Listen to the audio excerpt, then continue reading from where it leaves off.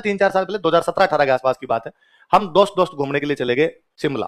बताई थी मैंने एक दिन शायद बात से, शिमला चले गए। नहीं जाना चाहिए किसी को, मत जाना, बहुत बकवास जगह है ना, हम गलती से चले गए वहां पे। हमें जाना था मनाली, चंडीगढ़ गए यहाँ से, अचानक बैठे बैठे प्रोग्राम बना को 3-4 दिन की छुट्टियां थी, रक्षाबंधन की छुट्टियां थी, कहाँ चले घूमने चलते हैं, तो मनाली चलते हैं। तो मनाली के यहाँ से ट्रेन वगैरह चेक की थी नहीं, कोई फ्लाइट चेक की यहाँ से थी नहीं, पता चला कि जयपुर से एक फ्लाइट चंडीगढ़ है, चंडीगढ़ से अपने को बस मिल जाएगी मनाली की, फटाफट छोड़ देगी। चंडीगढ़ 12 बजे के आसपास पहुंचे, स्टैंड पे जाके पता किया बस का, तो पता चला यहाँ से 2 बस जा रही है हिमाचल, एक शिमला जा रही है, तो अभी स्टार्ट होगी, मनाली वाली 5 बजे होगी। 12 से 5 चंडीगढ़ में क्या करेंगे, चंडीगढ़ घुमा हुआ था पहले से, तो कहा कि चलो शिमला ही चल लेते हैं, एक ही तो बात है, शिमला मनाली एक ही, अपने को यूं लगता है नाम एक जैसे तो एक ही होगा। इतना बकवास, इतना घटिया शहर है जिसके अंदर नहीं है कोई, है ना, एक तो बदबू आती रहती है चारों तरफ से उस शहर में।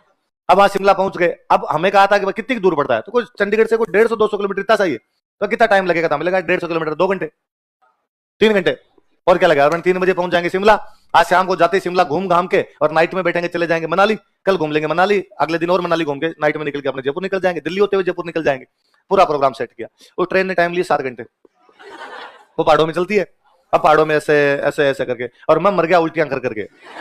अपने कब गए भाई पहाड़ों और उन घाटियों में से चले रहे, उतनी वॉमिटिंग पूरे में। 7 बजे वहां जाने के बाद में यूं थे कि 2 दोस्त साथ में, मैंने कहा उठाओ, अपने से नहीं चला जाएगा। होटल में जाके पटका, जाके सो गया, अब किसमें हिम्मत बची थी, और 7 बजे बाद क्या घूमे, मार्केट तो बंद हो गया पूरा आपका, सो आ गए, तब तो खाना खा गए। अगले दिन सुबह उठे, अब हमें पता ही नहीं शिमला के बारे में, कहां जाना कहां नहीं जाना है, तो होटल वालों से जाके पूछा कि शिमला में घूमने की जगह कौन कौन सी है। होटल वालों ने हमसे पूछा कि तुम बताओ, हम तो शिमला इतने साल हो गए, हमें तो पता नहीं है घूमने की जगह कौन सी है, तो यार कुछ तो होगा।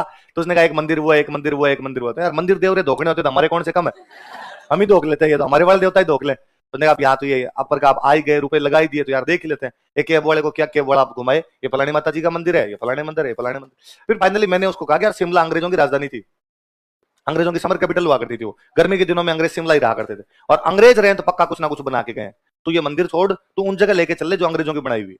तो उसने कहा साहब अंग्रेजों ने यहाँ पर एक बिल्डिंग बनवाई थी जहां पर उनका गवर्नर जनरल रहता था, वॉइसरॉय लॉज, और वॉइसरॉय लॉज में अब हमारी यूनिवर्सिटी चलती है, मैं यूनिवर्सिटी दिखा दी तुम तो। वहां गए तो वहां पता चला कि आधे में तो चलती है यूनिवर्सिटी और आधे के अंदर वॉइसरॉय लॉज। तो वॉइसरॉय लॉज के अंदर फोटो वोटो लगे हुए थे पुराने, अपने 4 हिस्ट्री की बातें पता चली, उसको देखे थोड़ा फिर भी फील हुआ गया, ठीक रुपए देने का थोड़ा बहुत हक तो आया।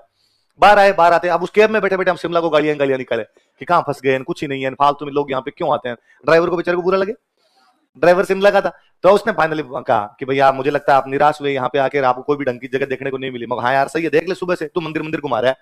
तो उसने कहा आपको शिमला से 20 किलोमीटर बाहर जाना पड़ेगा, वहां एक बड़ी जोरदार जगह है।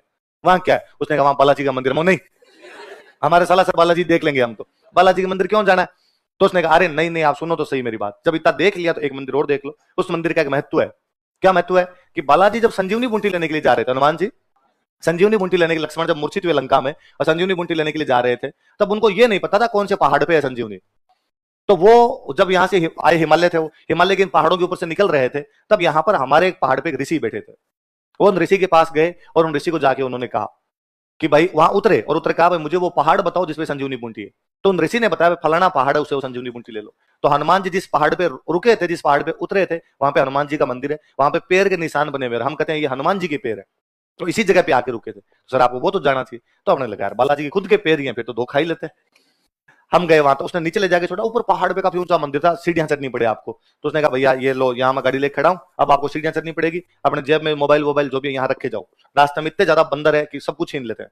तो यदि चश्मे उसमें लगा रखे, स्टाइल मार रहे हो तो यहाँ छोड़ो, इधर मोबाइल भी अपने यहीं पे छोड़ के जाओ, हाथ में कुछ भी नहीं, प्रसाद यहाँ मत लेना बीच में, ठेठ ऊपर जाके प्रसाद लेना, वरना प्रसाद के चक्कर में बंदर झपट्टे मार लें, इतने ज्यादा बंदर वहां।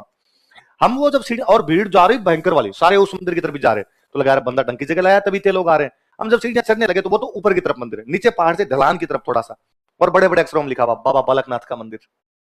बाबा बालकनाथ नाम देखते अपने अंदर का राजस्थान जी की जगह, मैं जरडा जी महाराज। मैंने साथ वाले दोनों थे, उन दोस्तों को कहा कि भाई जरडा जी का मंदिर है। उनको कौन जरडा जी? अरे मगर रूपनाथ बालकनाथ, अरे बाबू जी वाले भतीजे में। हाँ, तो यार इनके धोख लगाए, अपने पूरा शानदार सा बड़ा सा मंदिर बना हुआ, और उस मंदिर में भीड़ नहीं। भाई उस मंदिर में भीड़ उसी दिन होती है जब उनका दिन होता है। भाई ऊपर वाला मंदिर तो टूरिस्ट पैलेस है, तो टूरिस्ट तो जब आएंगे तभी आ जाएंगे। वो मंदिर तो लोकल मंदिर है, तो लोकल में लोग तभी आएंगे जब दिन होगा। भाई बालाजी के मंदिर में कब जाए? मंगलवार। नॉर्मली क्यों जाए? तो जरडा जी का जिस दिन होता तब आते हैं। तो पंडित जी अकेले बैठे थे, तो मैं पंडित जी के पास आराम से जाके हमने चरणामृत लिया, तिलक विलक निकलवाए पंडित जी से। पंडित जी को पूछा पंडित जी कौन है ये? तो पंडित जी ने कहा बालकनाथ। कहां से आए थे? पंडित जी की हिस्ट्री को जानते हो? पंडित जी ने कहा ये राजस्थान से आए थे, और यहाँ हमारे हिमालय में आके उन्होंने तपस्या की थी। राजस्थान में कहां से आए थे, कौन थे?